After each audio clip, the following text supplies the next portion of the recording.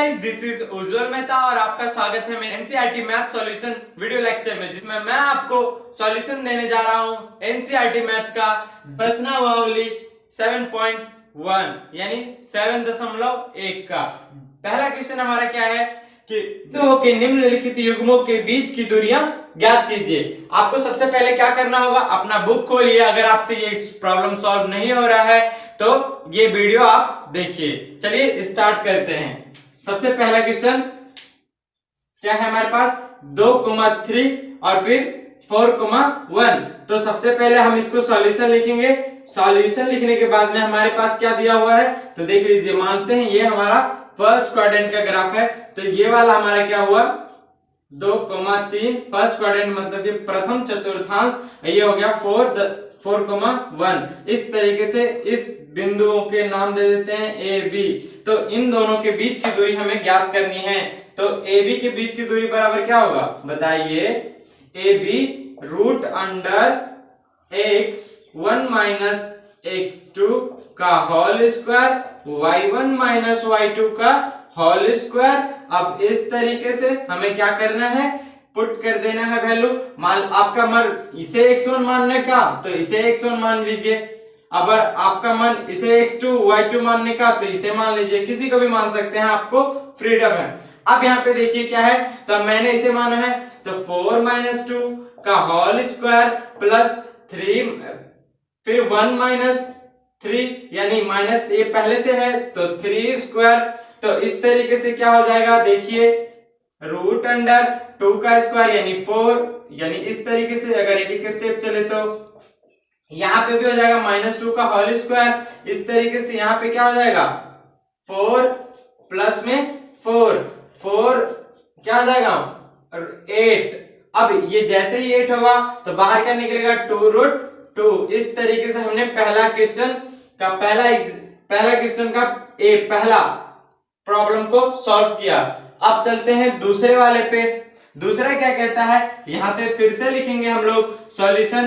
तो थोड़ा सा आपको इस तरीके से जो ये ग्राफ वाला विधि मैंने बताया है, मतलब कि जो ग्राफ दर्शाया है इस तरीके से आपको हर जगह पे दर्शाना पड़ेगा। सपोज कर लीजिए कि मैंने इस तरीके से फिर से लिख दिया।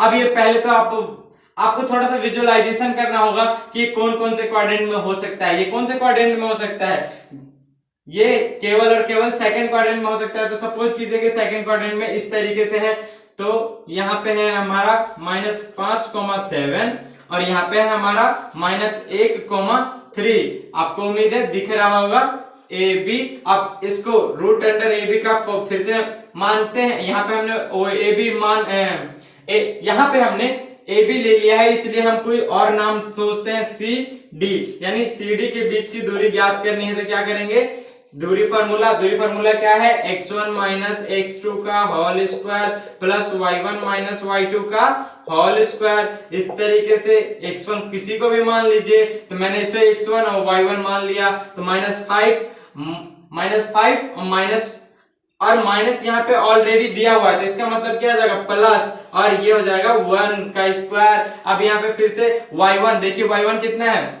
7, तो 7 माइनस y2 कितना है 3, तो होल स्क्वायर। इस तरीके से यहां से फिर से क्या हो जाएगा -5 में +1 कितना हो जाएगा 4 का होल स्क्वायर। अब यहाँ पे कितना हो जाएगा 4 का होल स्क्वायर। इस तरीके से कितना हो जाएगा रूट अंडर 16 प्लस 16 यानी कि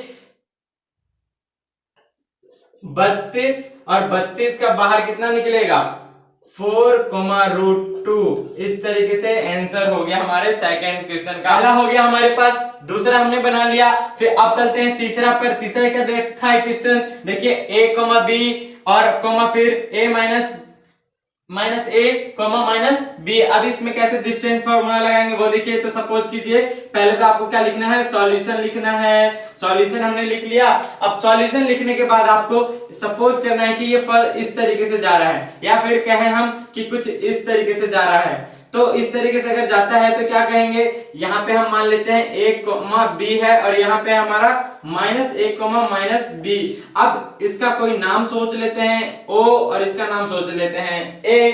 अब यहाँ पे हम इन दोनों के बीच की क्या दूरी निकालनी है, तो दूरी फॉर्मूला क्या होता है, OA root under x1 minus x2 का whole square, y1 minus y2 का होल स्क्वायर। अब यहाँ पे क्या हो जाएगा, थोड़ा सोचिए, x1 किसी को भी मान लीजिए, हमने माना इसको, माइनस a, अब ये वाला क्या हो जाएगा माइनस में, माइनस a का होल स्क्वायर। अब यहाँ पे क्या हो जाएगा माइनस b, अब यहाँ पे माइनस, अब यहाँ पे क्या हो जाएगा, इसकी जगह y2 की जगह पे b, यानी होल स्क्वायर। इस तरीके से हमने क्या देखा, ये देखा कि ये माइनस 2a का होल स्क्वायर और यहाँ पे माइनस 2b का होल स्क्वायर। अब यहाँ पे क्या होगा, देखिए ये हो जाएगा 4a स्क्वायर, यानी 4a स्क्वायर, और ये क्या हो जाएगा 4b स्क्वायर। इस तरीके से हम लोग 4 को कॉमन ले लेंगे, और 4 को कॉमन लेने के बाद में देखिए फिर से एक बार 4 कॉमन लेते हैं तो a स्क्वायर प्लस b